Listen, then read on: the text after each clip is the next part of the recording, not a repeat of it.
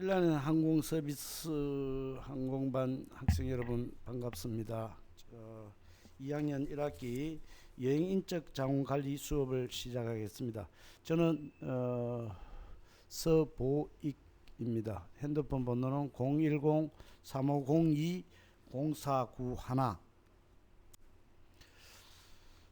우리 오늘 수업할 과목은 서비스의 개념에 대해서 공부를 한번 해보도록 하겠습니다. 여러분들이 이제까지 반학기 동안에 서비스라는 용어를 많이 들어왔습니다. 서비스가 한마디로 무엇이냐라고 우리가 정의를 한번 해보면은, 서비스라는 것은 가장 중요한 주제는 사람입니다.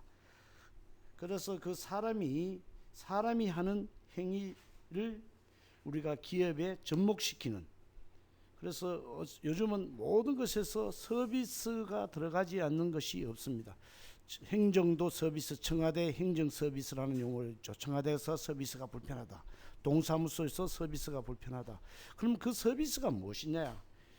정말 한마디로 정의해 본다면은, 우리가 그것을 한마디로 정의할 수 있는 공부라는 거죠. 그것이 이 주제는 단연 사람이고, 그래서 서비스는 단연히 사람이 주체가 되어야 되고, 그 다음 여행인적 서비스는 무엇이냐? 여행이라는 것이 우리가 앞서 학기에 어떻게 배웠습니까? 여행이라는 것은 집을 떠나는 것을 우리가 여행이라고 정의해 볼 수 있습니다.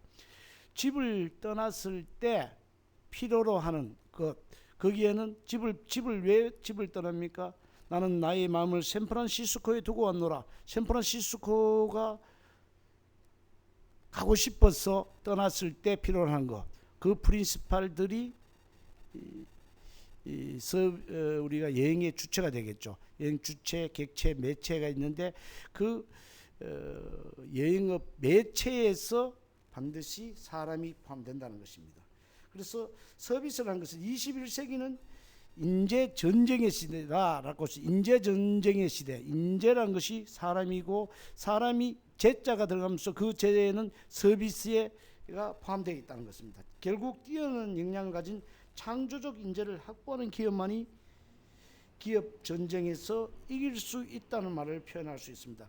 예를 들어서 여행 항공 서비스반, 항공 서비스반에서는 항공 서비스에서 이겨야만이, 그리고 그 이기기 위해서는 뛰어난 역량을 가진 창조적 인재를 확보하는 것만이 우리가 전쟁에서 이길 수 있다는 것과 마찬가지입니다.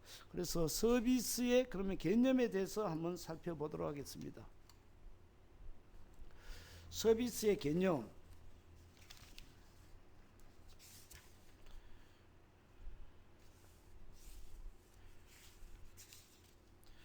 서비스라는 부분이 세계적으로 우리가 많이 주목을 받기 시작한 것은 1950년대 후반부터 서비스란 용어에 대해서, 개념에 대해서 주목을 받기 시작했습니다.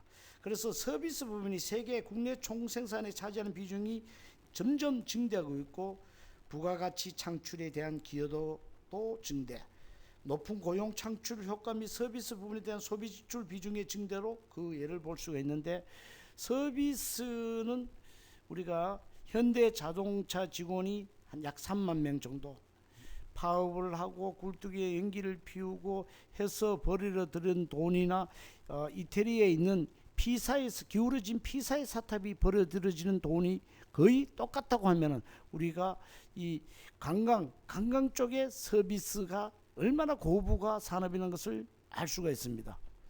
그래서 서비스는 우리가 60% 모든 소득의 중심에 이제는 GDP의 60% 이상을 차지하고 있고, 약 70%를 지금 선진국에서는 육박하고 있습니다. 그만큼 서비스 비중이 높아지고 있는 가운데, 서비스라는 것이 고유한 특성을 가지고 있고, 다시 말해서 재화를 생산 판매하는 제조기업이 목적을 달성하기 위해서는 바람직한 경영활동, 제조업에도 서비스를 접목시키는데 그것이 바람직한 경영활동이 바로 서비스라는 것입니다. 서비스의 정의, 우리가 서비스라면은 여러분들이 생각하는 것이 서비스라는 거 무엇이냐고 질문을 한다면, 서비스는 뭐 공짜라 이런 개념도 여러분 생각할 수 있고, 혹은 봉사라고 말하는 사람들도 있을 수 있고, 그 다음에 종업원의 서비스가 좋다 뭐 이런 것은 종업원들의 친절함 같은 이런 행위를 우리는 서비스라고 쉽게 접할 수 있습니다. 판단할 수도 있고요. 그래서 우리가 서비스에 대해서 다양한 관점에서 정의하고 있는데, 대표적인 관점으로서 활동론적인 관점, 속성론적 관점, 봉사론적 관점, 상호관계적 관점 등이 있습니다. 용어들이 여러분 굉장히 좀 어렵고 생소하고 딱딱합니다. 그렇지만 여러분 좀 잘 이해를 하셔야 되는 부분 중에 하나가, 서비스의 관점의 정의로는 우리가 활동론적 관점과 속성론적 관점, 봉사론적 관점, 상호관계적 관점을 살펴볼 수가 있습니다.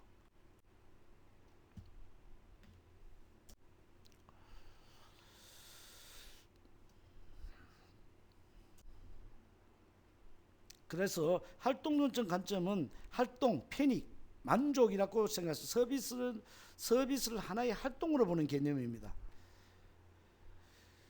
서비스를 하나의 활동, 그래서 활동, 패닉, 만족을 생각하시면 되고, 두 번째 속성론 쪽은 이 서비스는 여러분 이 서비스라는 용어를 많이 들어왔지만, 항공 서비스, 여행 서비스, 그 다음에 서비스의 여러 가지의 속성들이 있는데, 그 중에 대표적으로 그 서비스의 속성들은 거의 대동소이합니다. 그렇지만 우리 인적 자원 관리에서 서비스의 속성도 마찬가지입니다. 무형의 상품이라는 것에 정의를 할 수 있다. 행태가 없다. 맛을 보고 만져보고 뭐 느껴보고 들어보고 할 수 있는 것이, 우리는 핸드폰을 사면은 핸드폰이 볼 수 있는 거, 만져볼 수 있고, 감촉 이런 등등을 다 확인할 수 유형의 상품이 있습니다만, 우리가 서비스는 무형의 상품이라는 거, 만져볼 수 있고 느껴볼 수 있고 맛볼 수 있는 그런 것이 아니다는 거. 그 다음에 서비스는 봉사적인 측면이다. 세 번째, 자, 이 봉사적인 측면이 있다라는 것은, 이 봉사는 누가 해야 됩니까? 전 봉사는 사람이 해야 된다는 겁니다. 그래서 고객의 서비스는 종업원의 상호관계로부터 발생하고, 이 고객의 서비스는 상호, 그 다음에 관계론적인 서비스에서, 상호관계론적인 서비스에서 우리 그 관점을 볼 수가 있는데, 봉사론적인 관점에서 우리가 보는 것은, 우리가 예를 들어 어느 호텔에서 인건비를 절약하기 위해서 예쁜 여자를, 마네킹을 앞에 호텔 입구에 세우고 가슴도 크게 만들어가 예쁘게 만들어 놓으니까 센서에서 손님이 들어오면 안녕하십니까 뭐 이렇게 센서에서 기계 시스템으로 해서 서비스를 하려고 시도를 했습니다. 그러면 인건비가 줄어들겠죠.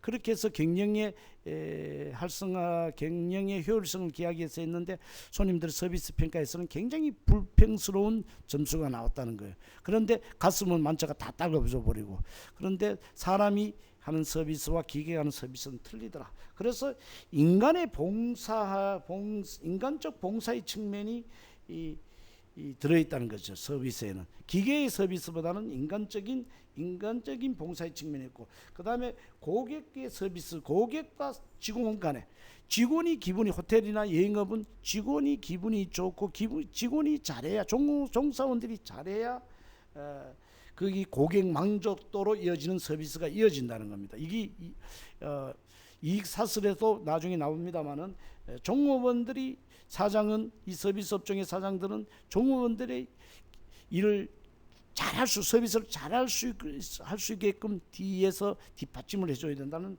의미도 담겨져 있다는 겁니다.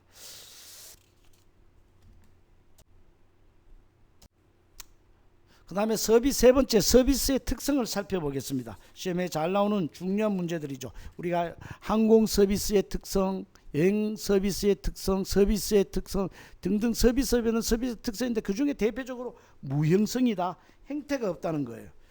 서비스는 무형성, 생태가 없다 보니까 그 물건을, 행태가 없는 물건을 살기 위해서는 어떻게 됩니까? 신뢰가 있어야 된다. 그래서 여행사들은 신뢰를 구축하기 위해서 어떻게 합니까? 네임밸류, 회사의 메이커를 중시한다는 거죠.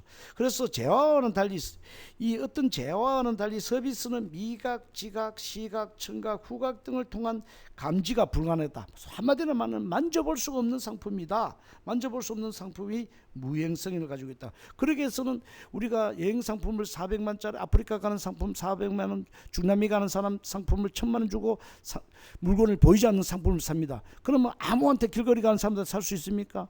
그 회사에 소속되어 있는, 그러고 회사도 믿을 수 있는 회사, 네임밸류가 있는 회사, 예를 들어서 뭐 그룹형 여행사, 뭐 한진관광, 롯데관광 뭐 이런 여행사들을 선택한다든가. 그래서 지방의 어떤 조그만 여행사들보다는 그런 여행사들이 신뢰가 더 있어서, 그래서 마케팅하기도 더 편리하고, 그래서 여행 상품은 무행성이다. 그래서 무행성 있는 점을 해결하기 위해서는 첫째는 차별화, 상품의 차별화를 해야 된다. 한진관광하고 대구에 있는 뭐 보잘것없는 여행사하고 경쟁을 하기 위해서는 대구의 보잘것없는 여행사가 요금의 차별을, 요금을 더 사게 한다든가 질의 어떤 차별을 한다든가, 이런 차별화를 기해야만이 손님들이 그 물건을 구입할 수, 경쟁해서 구입할 수 있다는 겁니다. 이런 것들이 상품이 무형성, 보이지 않는다. 그 다음에 소멸성, 상품은 오늘 팔다가 아껴놨다 내일 팔 수 있습니까? 핸드폰은 오늘 못 팔면 내일 팔면 됩니다. 여행 상품은 예를 들어서 오늘 가는, 중남미 가는 상품은 오늘까지 못 팔면 그 상품은 소멸되어 버립니다. 저장할 수 없다는 뜻이죠. 소멸성은 비저장성을 의미합니다. 그 다음에 비분리성, 분리할 수 없다는 것, 생산과 소비가 동시에 이루어지는 동시성을 말합니다. 비분리성은 동시성을 말합니다. 항공좌석을 오늘 제주도 가는, 대구에서 제주도 가는 항공좌석을 200석이라면은 100개만 팔고 100석은 내일 팔 수 있습니까? 오늘 그 시간이 지나버리면 소멸되어 버린다는 거죠. 그래서 생산과 동시에 오늘 생산과 동시에 오늘 판매가 이루어지는, 소비가 이루어지는 동시성을 가지고 있다. 이 말을 비분리성이란다. 그 다음에 이질성이란다. 이질성, 서비스의 특성도 시험에 자주 나오는, 잘 나오는 중요한 문제들입니다. 여러분 쉽게 접할 수 있는 용어지만 그 뜻은 첫째 무형성, 두 번째 소멸성, 세 번째 비분리성, 네 번째 이질성. 이질성인 뜻이 뭐냐 그러면은, 자, 우리가 핸드폰을 사면은, 구입을 하게 되면은 핸드폰 구입을 했을 때 100명이 구입을 했는데 100명이 느끼는 바가 어떤 핸드폰 같은 경우는 거의 똑같다는, 균일하다는 거죠. 다 삼성 핸드폰은 어떻고 애플은 어떻고 LG 상품은 어떻다는 것이 느끼는 바가 똑같습니다만, 여행 상품이나 서비스 상품은 100명이 똑같은 장소에 아프리카 여행을 갔는데 10명은 잘 갔다 왔다고 할 수 있고 10명은 아주 못 갔다고 불평할 수 있고, 그 다음 사람들은 어떻다 평가가 틀려질 수 있다. 이 말이 바로 이질성이나 느끼는 바가 다 틀린다는 거예요. 중환성을 말합니다. 어떻게 보면 개인의 효용의 차가, 개인이 느끼는 효용의 가치의 차가 굉장히 큰 상품이 서비스이다. 이런 것들이 그 차가 큰 것을, 그 차를 효용이 느끼는 바를 간극을 좁혀주는 것이 서비스가 문제를 해결해야 될 문제 중에 하나이기도 합니다. 이 서비스의 특성에는 이질성이 있다는 것을 말씀드리고, 이런 것을 극복하는 것이 서비스 특성. 이런 서비스 특성을 알아야만이 또한 경영을 할 때 어떤 제야의 어떤 서비스를 가미를 할 때 효용성이 더 나타날 수 있다는 겁니다. 이제는 물건을 단순 판매를 하는 것이 아니고 서비스를 가미해서 팝니다. 우리가 집을 떠났을 때 나는 샌프란시스코를 가기 위해서 비행기표를 살 때 비행기표만 사서 됩니까? 비행기표를 사고, 그런 비행기표를 저렴하고 가장 빨리 갈 수 있고 편리하게 갈 수 있는 비행기표를 사야 되고, 두 번째 거기서 먹고 자는 호텔을 예약하고 사야 되고, 그것을 시골에 있는 할아버지가 할 수 있습니까? 뭐 그러면 서비스가 그것을 대행해 주는 여행사에서 서비스를 하고, 그 서비스가 가격도 사고 편리하고 그 원스톱 서비스를 해야 된다는 겁니다. 이런 것을 알아야만이, 그런 소비자의 속성, 서비스의 특성을 알아야만이 그것을 비행기표에 서비스를 가미시키고, 호텔 예약하는 데 서비스를 가미시키고, 그 다음에 언어적으로 해결이 안 되는 것을 통역을 해준다는 그 서비스가 가미되어졌을 때 더 많은 물건의 판매에 소비자들한테 공급을 제공하는 데 있어서 효용성이 있다는 것을 의미하는 겁니다. 그 다음에 서비스의 패러독스 제2절을 살펴보겠습니다. 서비스의 패러독스라는 것은 서비스 산업은 나날이 비약적인 발전을 하는데도 불구하고 서비스 품질이 점점 반비례, 약화되는 현상이 나타나는데 이를 서비스 패러독스라 한다. 서비스 패러독스 용어는 꼭 여러분 이달약에서 알아야 됩니다. 서비스 패러독스, 서비스의 이익 사슬은 꼭 알아야 될 용어입니다. 서비스 패러독스는 다시 한번 말씀드리지만 서비스 산업의 발전과 반비례해서 서비스의 질이 약화되는 것을 우리는 서비스의 패러독스라 한다. 패러독스의 원인은 그러면 무엇인가? 서비스 패러독스의 원인은 첫째는 공업의 표준화 혹은 시스템화에 있습니다. 아까 앞서 이야기했다시피 우리가 호텔에는 특급 호텔에는 평균 방 한 개당 객실 한 개당 1.5명의 종업원의 숫자가 가장 좋은 효율성 있는 서비스를 할 수 있는 인원 숫자입니다. 그런데 요즘은 방 한 개당 1.5명의 직원을 채용하게 되면 그 호텔은 망해버립니다. 그래서 인건비를 절약하기 위해서 시스템화한다는 거죠. 아까 앞서 이야기했죠. 호텔 앞에는 예전에는 벨보이들이라든가 안 그러면 함대자들을 따로 모집을 해서 호텔 앞에서 호텔 입구에서 함대를 하고 안내를 하고 있는데 요즘은 이런 것을 시스템에서 이 기계로 한다는 거죠. 그래서 어떤 회사의 특급 호텔에서 마네킹 인형을 예쁘게 만들어서 가슴도 크고 우리 남자들이 좋아하는 그런 가슴도 만들고 해서 호텔에서 예쁜 목소리로 손님이 입구에 들어서면 안녕하십니까 하고 함대를 하고 했는데 그래서 설문조사를 해보니까 사람이 하는 것보다는 훨씬 못하더라 라는 결론이 났다는 거지. 이런 것들이 서비스 패러독스라는 거죠. 시스템화에서. 두 번째, 서비스의 동질화에 있다는 거죠. 서비스를 하나의 기계로 봐서 기계에 맞춰서 동질화한다는 거죠. 서비스는 반드시 동질화할 수가 없습니다. 누가 서비스를 했냐에 따라서 소비자가 느끼는 서비스를 느끼는 그 차는 굉장히 크다 그랬죠. 서비스 특성에서 서비스의 이질성을 아까 앞에서 공부를 했습니다. 그래서 서비스의 동질화가 패러독스의 원인이라는 거죠. 똑같은 짬뽕을 손님들한테 배달을 하는 데 있어서 차가 있다는 거예요. 그 다음에 같은 커피를 우리가 사 먹는데 기계에 뽑으면 150원에서 한 300원 정도. 당구장에서 여러분들이 커피를 마시면은 뭐 1,500원, 2,000원 정도. 그렇죠?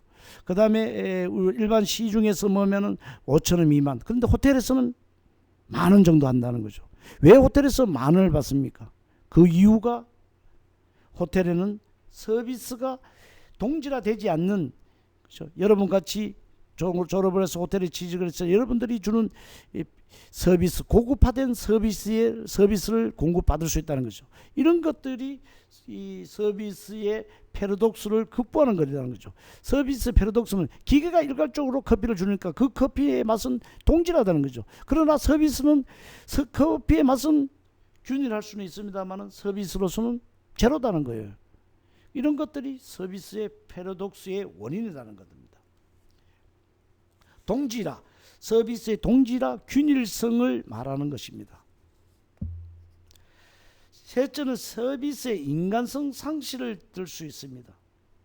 이 서비스의 인간성 상실은 서비스는 앞에서 이야기했지만 인간이 해야 된다는 거죠. 사람이 해야 되는. 서비스의 주제는 단연 사람이라고 앞서 제가 분명히 말씀드렸어요. 서비스의 주제는 사람인데 이 사람의 인건비를 절약하기 위해서 요즘은 기계의 부속품처럼 취급하게 됩니다. 제조업의 발전 과정처럼 이렇게 해버리게 되면은 인간성 상실하게 되면은 제조업 경우보다 더 심각한 패러독스 문제를 야기시킨다. 이것이 서비스의 패러독스의 원인이 된다는 겁니다. 네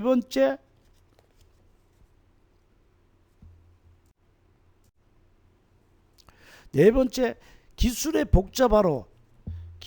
복잡화나 소비자나 종업원의 기술의 진보를 따라가지 못한다는 거예요. 기술이 복잡해서 우리 삼성전자가 복잡해짐으로써 예전엔 단순할 때는 누구나 건축수에 있어서 서비스를 받을 수 있는 고장이 나면 바로 인근에서 건축수가 있었습니다. 이제는 전문 서비스를 받을 수 있는 전문 수리점으로 가야 된다. 그 전문 수리점이 동네별로 여러 군데 있으면 괜찮습니다만은 우리가 인건비 절약을 해서 혹은 여러 가지 경제적 효율성을 기하해서 한 구에 하나를 준다든가 한 도시에 하나를 주게 되면 멀리 이동을 하게 됩니다.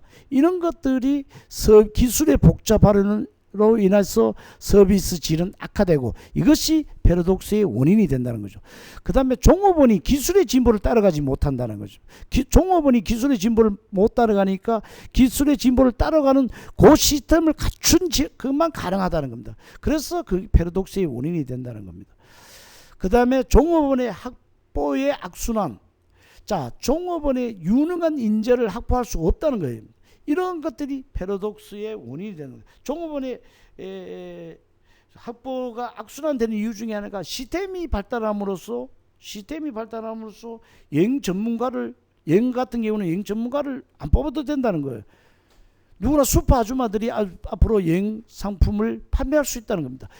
특히 일본에 가면 JTB 같은 여행사들은 각 동네별로 조그만 슈퍼를 하면서 같이 여행 상품을 판매하고 있습니다. 그래서 그 판매를 함으로써 그래서 전문가가 아니다 보니까 상품의 서비스의 질이 떨어지게 되는 거죠. 이것이 서비스 패러독스의 원인입니다. 우리나라도 점점 이렇게 됩니다. 하나투어 같은 데가 여러분 골목별로 하나투어가 많이 있습니다. 그것이 전부 다 하나투어의 전문 직원들이 아니고 전문 여행 직원들이 아니고 영업을 잘 모르면서도 하나투어의 온라인 시스템만 컴퓨터에 깔아놓고 그것을 보고 읽어주고 그 가격만 가지고 파는 서비스가 영원히 가미된 서비스가 가미되어 있지 않고 그죠? 그냥 판매자로서의 역할만 한다는 거죠. 그래서 그런 것들이 서비스의 패러독스의 원인이 된다. 그것이 지금까지 살펴본 서비스 패러독스의 원인. 서비스 패러독스는 뭐냐? 그것이 서비스 산업이 발전할수록 서비스 질은 악화되는 것을 우리가 패러독스라고 한다면 그 패러독스의 원인은 1, 2, 3, 4, 5 지금 제가 설명드린 것을 여러분 잘 이해를 하셨는지 모르겠습니다. 세 번째, 서비스 이익 사실에 대해서 설명을 하도록 하겠습니다.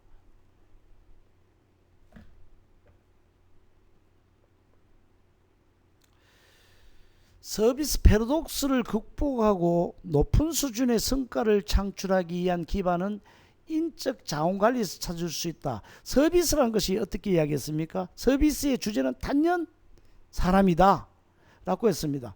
그러면 이 패러독스를 극복하는 것도 가장 극복하고 뛰어넘어야 될 것이 사람을 뛰어넘고 있다. 그것을 사람을 뛰어넘고 사람을 제어하는 것이 인적 자원관리라는 겁니다.